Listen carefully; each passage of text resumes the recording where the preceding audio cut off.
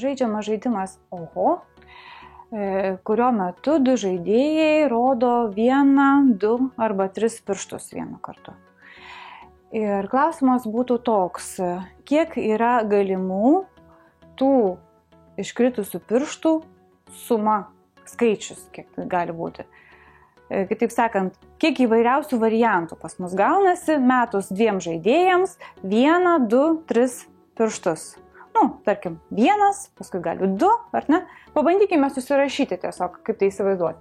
Pirmas žaidėjas gali 1 pirštą parodyti, 2 pirštus ir 3 pirštus. Lygiai taip pat ir antras žaidėjas gali 1, 2 ir 3 pirštus. Gali būti kaip? Abu du vienu kartu suma gali būti mažiausiai 2, nes vienas turi 1 parodyti ir kitas 1 parodyti, ar ne? 0 pirštų negali būti. Vadinasi, mažiausia reikšmė yra 2, iš karto matosi, kad didžiausia reikšmė yra 6, abu du po 3 kaip parodo. Kokie tarpiniai variantai? Pirmas parodo 1, antras parodo 2. Jau gavome 3, ar ne? 2 ir 2, 4 gavom, 2 ir 3 jau buvo tas 3. 2 ir 3, 5, 3 ir 3, 6. Vadinasi, gali būti išmestų pirštų sumos tas skaičius, tai 2, 3, 4, 5, 6. Tai būtų mūsų C variantas. Jeigu šio uždavinio tos sąlygos pačios pradžios galbūt neperskaitėt, bet perskaitėt visą uždavinį iki pat galo, kai žiūrėsite trečią dalį, ten yra 20 kartų žaidėjai žaidė. Ir suma iškritusių pirštų yra 2, 3, 4, 5, 6. Va čia jums tiesiog yra špargalkė. Galima atspėti, kad būtent taip ir buvo. Kitų variantų tikriausiai nebuvo. Tai šiuo atveju tai būtų C. Keliaujam toliau. Antroje dalyje yra nusakomos laimėjimo reikšmės, kada kokie žaidėjai laimi. Aš tiesiog pasiskaitysiu sąlygą, nes laimėjimai yra truputėlį tokie painoki.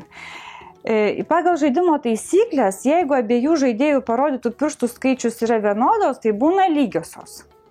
Jeigu ne vienodas, tai bedalus iš 2 laimi tas žaidėjas, kurio parodytų pirštų skaičius yra didesnis.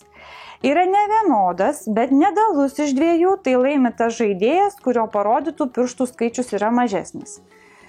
Ir reikia nuspalvinti langelius, kurie žymi atvejus, kuomet laimi pirmas žaidėjas. Skaitau, man truputėlį neaišku darosi, tai aš pradedu galvoti, vadinasi, man reikia išsiaiškinti, kaipgi tie variantai susimėto. Kas atsitinka, kada koks žaidėjas laimi, pirmiausia, užsipildykim visą galimybių tą lentelę, kurios mūsų ir prašo, ir tada bandykime jau atsekti pagal tas sąlygas, kurios yra pateiktos. Taigi gali būti taip, čia yra pirmojo žmogaus išmestų pirštų skaičius, čia yra antrojo žmogaus. Tai gali būti 1, 1, 1, 2, taip, 1, 3. Pirmas žmogus parodė 1 pirštą, antras žmogus parodė 1 atitinkamai, 2, 3.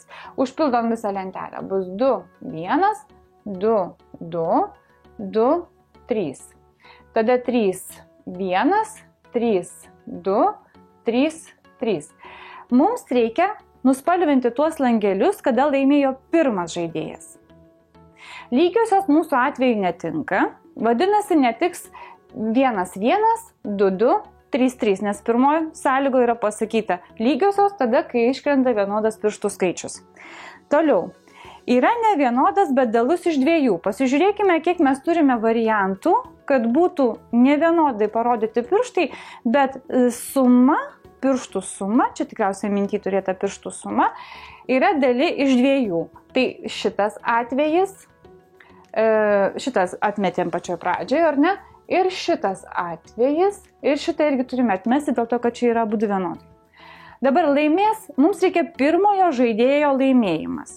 Taigi, jeigu yra nevienodas, bet dalus iš 2, laimi tas žaidėjas, kurio parodytų pirštų skaičius yra didesnis. Dalus iš 2, pirmojo laimėjimas, šitas bus, ar ne? Šitą reikėtų nuspalvinti. Dalus iš 2 suma laimi tas, kurio parodytų pirštų skaičius didesnis. Šitas bus. Dabar, jeigu yra nevienodas, bet nedalus iš 2, nevienodas, bet nedalus iš 2, nevienodas, bet nedalus iš 2, laimi tas, kurio kurio parodytų pirštų skaičius yra mažesnis. Mums reikia, kad pirmasis laimėtų. Vadinasi, jo parodytų pirštų skaičius turi būti mažesnis. Tai vadinasi, tinka šitas ir va šitas variantas. Taigi šitie nuspalvinti langeliai ir parodo, kada mūsų pirmasis žaidėjas laimė. Ir paskutinė dalis. Mūsų žaidėjai 20 kartų žaidė. Galima pirštų suma yra 2, 3, 4, 5, 6. Yra nurodytas dažnis. Mums reikia pabaigti pildyti dažnių lentelę, kai yra žinoma, kad suma 4 ir suma 6 iškrito vienodą skaičių kartų. Tai 4 plus 2 plus 6 iš viso yra 12. Žaidė 20 kartų, tai 20 minus 12 yra 8. 4 ir 6 vienodai iškrito, ar ne? Tai vadinasi, dalinsim iš 2 ir bus po 4.